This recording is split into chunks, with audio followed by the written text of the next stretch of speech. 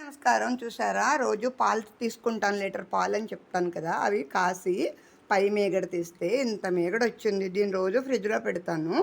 ఇది వెన్న ఎలా తయారు చేయాలో చేతులతో చేసి చూపిస్తాను. ఒక బాక్స్లో మీగడ చూపించాను కదా, కవ్వంతా ఎలా చేయాలో చేసి వెన్న వచ్చాక మీకు చూపిస్తాను. ఇలా చిలకడమే. ఇప్పుడు అంతా టెక్నాలజీ మారిపోయి మిక్సీలో వేస్తున్నారు, కానీ నేను చేతితో చేసి మీకు కవ్వంతో తీసి చూపిద్దామని ఇలా తయారు చేస్తున్నా. చూసారా ఎంత బాగా వచ్చిందో వెన్న మజ్జిగతో కవ్వంతో చేస్తే.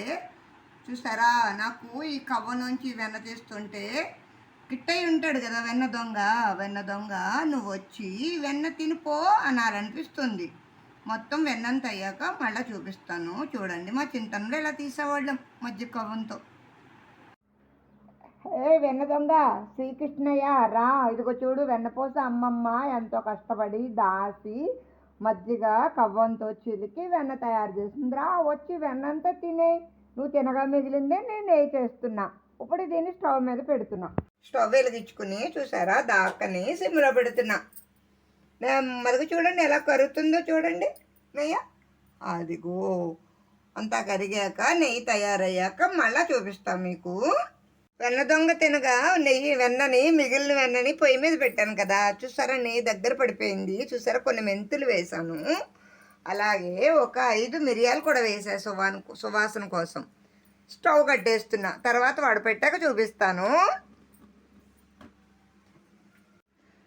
వెన్న దొంగ చూసారా, వెన్న అంతా తినేసినట్టున్నాడు. నెయ్యి చూడండి ఎంత తక్కువ వచ్చిందో. అంత శుద్ధలా ఉన్న వెన్న కిట్టయి తినేసాడండి బాబు. మన వెన్న అంతా కొంచెం ఉంచాడు చూసారా.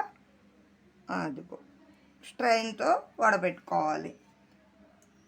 ఇదిగో ఆ బాటిల్ నిండిన తర్వాత ఇందులో వేస్తున్నా.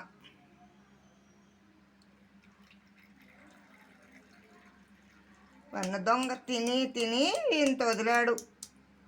స్ట్రైనర్తో ఇది కూడా తినొచ్చు, చాలా బాగుంటుంది. దీన్ని ఆ చిన్నతనంలో గోరోజం అనేవాళ్ళం. తింటాను, ఇది నాకు చాలా ఇష్టం. చూసారా, అంత వెన్నకి ఇంత నెయ్యి. ఈ జార్ చూపిస్తా చూసారా, ఫ్రెష్ నెయ్యి అన్నమాట. మిగిలింది ఇదిగో రేపొద్దుట ముద్దపప్పు మజ్జిగ పులుసులో ఇదే పేరు నెయ్యి చూపిస్తాను మీకు.